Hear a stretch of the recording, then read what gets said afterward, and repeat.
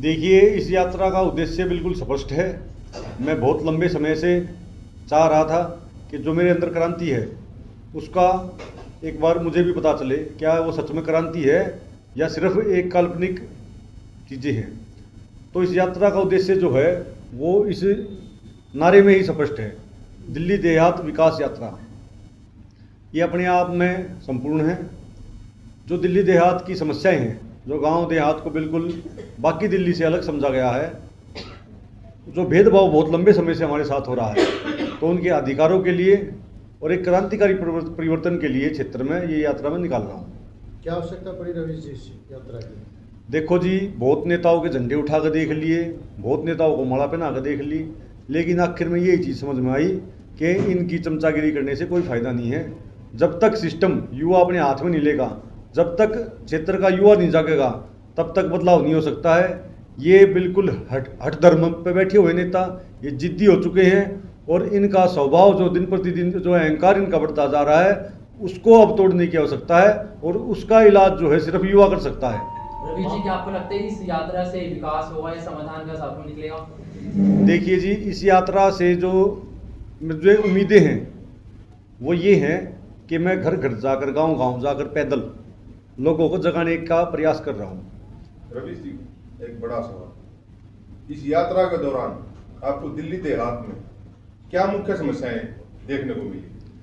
देखिए, अभी तक यात्रा का 5वां दिन आज था और मैं लगभग 23-24 गांवों में, कॉलोनियों में जा चुका हूं। और जो सबसे ज़्यादा जो समस्या निकल कर सामने बार बार आ रही है वो जो जल भराव है रिहायशी इलाकों में, जो निकासी की समस्या है, वो समस्या सबसे ज़्यादा सामने निकल के आ रही है।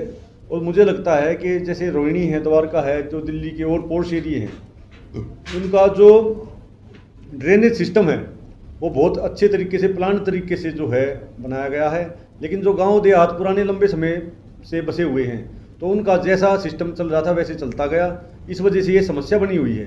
तो ड्रेनेज सिस्टम के ऊपर तो मुझे ऐसा लगता है कि एक अलग से आंदोलन खड़ा किया जा सकता है, इतने परेशान हैं लोग इससे। इस क्रांतिकारी यात्रा में आपके 5 दिन हो गए, लोगों का किस तरह का सहयोग मिल पा रहा आपको? देखिए जी, पहली बात तो मैंने अपनी जो घोषणा करी थी इस यात्रा की, उसमें उस वीडियो में ही स्पष्ट कर दी थी कि भाई ना तो मैं महात्मा गांधी हूँ और ना मैं अन्ना हजारे हूँ और ना मुझे उम्मीद है कि हजारों लोग मेरे पीछे चलकर आएंगे।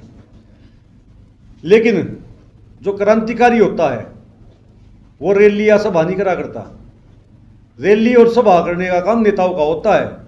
क्रांतिकारी की विचारधारा, उसकी सोच ही उसकी भीड़ है और मैं उस सोच के साथ चला हुआ हूँ। और यदि 12 बजे की दोपहरी में 1 बजे 2 बजे मेरे साथ यदि 20 लोग चल रहे हैं तो वे 200 के बराबर हैं, क्योंकि मैं कोई नेता नहीं हूँ, मैं कोई बहुत बड़ा व्यापारी नहीं हूँ और ना ही भविष्य में ऐसा लग रहा है कि मैं किसी बड़े ओहदे पे आने वाला हूँ। वे सिर्फ और सिर्फ क्रांतिकारी मेरी विचारधारा को, मेरी ईमानदारी को सपोर्ट कर रहे हैं और ये मेरे लिए बहुत बड़ा मोटिवेशन है कि 20 लोग, 25 लोग, 30 लोग मेरे साथ सड़क पर दोपहर में घूम रहे हैं जी। दिल्ली देहात के लिए रहेगी यात्रा या आने वाले समय में यात्रा देश के अलग अलग राज्यों में जाएगी? देखिए जी, ये तो सब प्रभु के ऊपर छोड़ रखा है मैंने।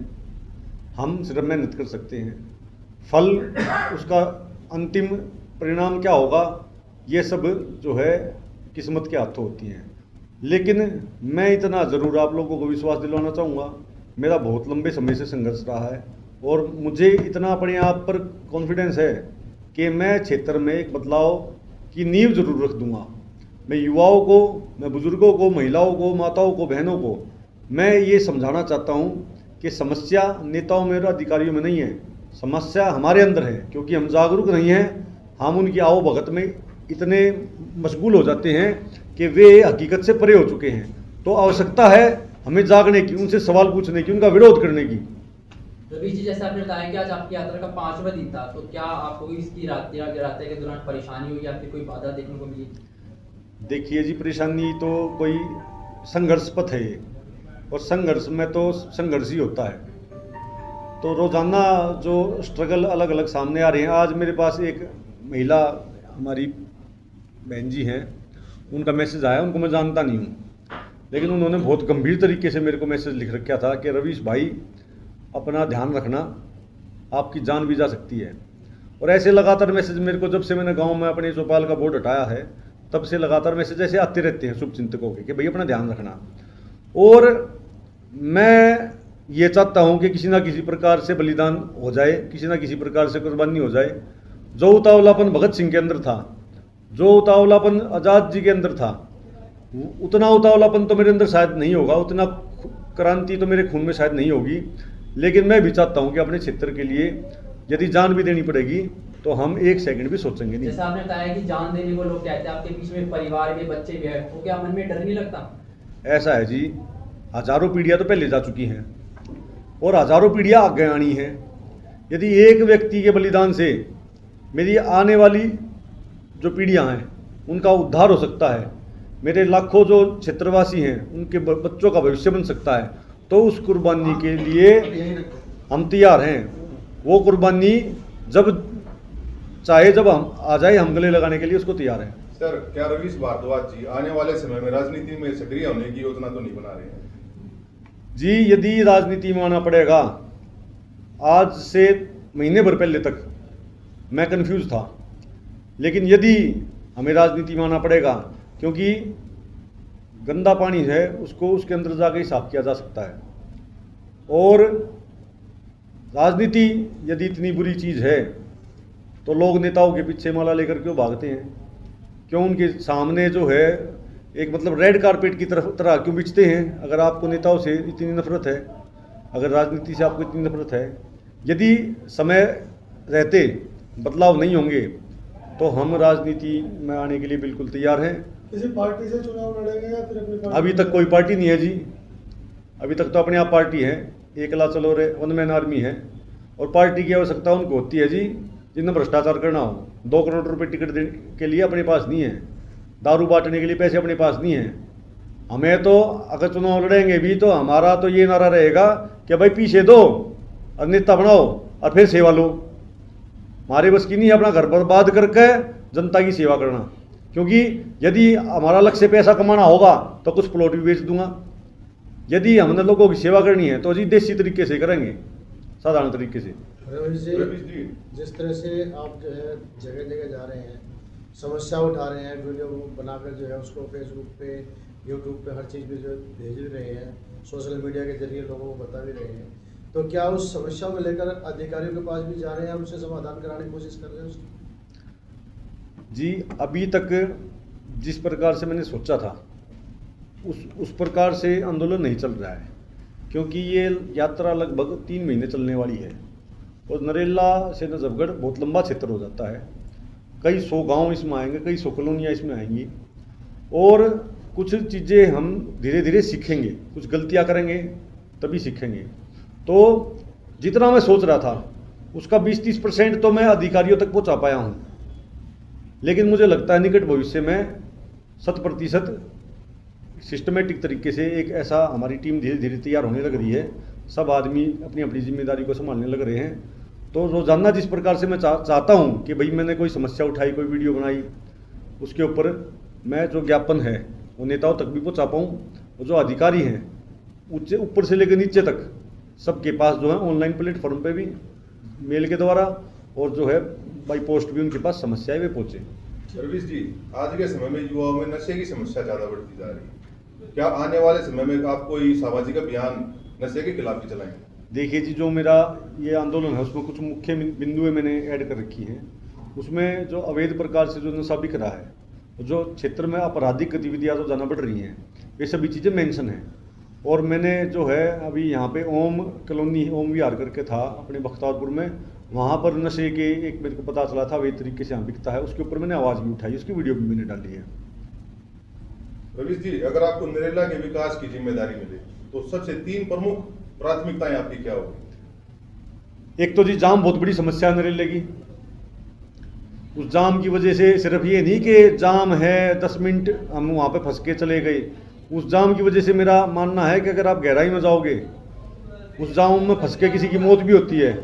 मेरे पिताजी नरेला के जाम में 2 घंटे फंस गए थे, जिस वजह से उनको ठीक समय पर इलाज नहीं मिल पाया और उनको अपनी जान से हाथ धोने पड़े।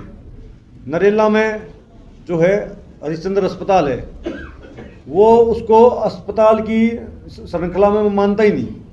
मैं उसको मौत का कुआं कहता रहा हूँ हमेशा, और ये बात कहने के ऊपर मेरे ऊपर केस लगा हुआ है और मैं बार बार कहता रहूँगा, क्योंकि वो हत्था है। अगर किसी ने अपना को घर का मारना है तो हरिश्चंद्र अस्पताल में ले जाओ। तो कुल मिलाकर जो स्वास्थ्य सुविधाएं हैं वो नरेला में नहीं है। दूसरा विषय ये है, और तीसरा विषय जो आपराधिक गतिविधियां लगातार बढ़ रही हैं, और अभी महीने भर से तो पता नहीं क्या हो गया है, एकदम से जो है इतने मर्डर जो क्षेत्र में सुनने को मिल रहे हैं नरेला और बवाना में, तो कहीं ना कहीं पुलिस जो अधिकारी हैं वो उनका रवैया ढीला है। उनको और भी सख्ताई से, वे तो बदमाशों के साथ जो है मतलब एक प्रकार से सिंडिकेट बनाकर चल रहे हैं। नहीं तो अभी मैं देखता हूँ एनकाउंटर होते पैर में गोली मार दी। अरे भाई छाती तक गोली कब पहुँचेगी आपकी? वो किसी के घर के परिवार को उजाड़ कर चला गया, किसी को मार दिया आपने, उसके पैर में गोली मार दी।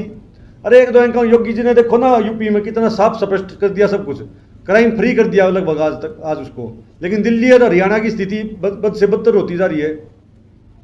रवि जी, इस यात्रा में आपके साथ कितने लोग हैं? मेरे साथ जी इस यात्रा में लाखों लोग हैं, अगर आप मेरे नज़रिए से उसको देख पाओ। यदि आप नेता की तरीके से देखोगे तो 20-30 रहते हैं जी, और 20-30 लोग वे रवीश भारद्वाज जैसे हैं। तो रवीश भारद्वाज एक ही अपने आप में पूरी टीम है, और 20 अगर मेरे साथ लोग चल रहे हैं तो वे ये समझ लो वे 2000 आदमी हैं। क्योंकि वे चाटुकार नहीं है, वे चमचागिरी करने वाले आदमी नहीं है, वे योद्धा हैं, वे शूरवीर हैं, वे भी अपने अपने क्षेत्र के, अपने अपने मोहल्ले के, अपने अपने गली के क्रांतिकारी हैं। क्षेत्र जनता आपको देख रही है, क्या संदेश देंगे आप? मेरा क्षेत्र की जनता को यही संदेश है कि भाई मेरी गला भीड़ बढ़ने की बिल्कुल ज़रूरत नहीं है, मेरे को बिल्कुल आवश्यकता नहीं है। मैं पहले दिन से तय करके चला हुआ था कि मैं अकेला करूंगा, लेकिन फिर भी 20-25 लोग मेरे साथ हैं। मेरा आपसे ये निवेदन है, जहाँ पे आप रहते हो, जिस गांव में, जिस मोहल्ले में, जिस गली में, आप वहीं पर अपनी चौथरी पर बैठ के अपने क्षेत्र की समस्याओं पर कार्रवाई करें, अपनी आवाज़ उठाएं। मेरा काम जो है, इस यात्रा का जो लक्ष्य है वो यही है, लोगों को जगाना। यदि आप अपने घर में बैठे बैठे मेरी वीडियो देख कर जाग गए हैं तो सिर्फ और सिर्फ अपने क्षेत्र में काम कीजिए, अपने नेताओं से, अपने अधिकारियों से, उनसे सवाल पूछिए, अपने कर्तव्यों की बात कीजिए, और जो आपके कर्तव्य हैं उनका पालन भी कीजिए। और मेरा इसके अलावा कोई संदेश नहीं है क्षेत्र की जनता को।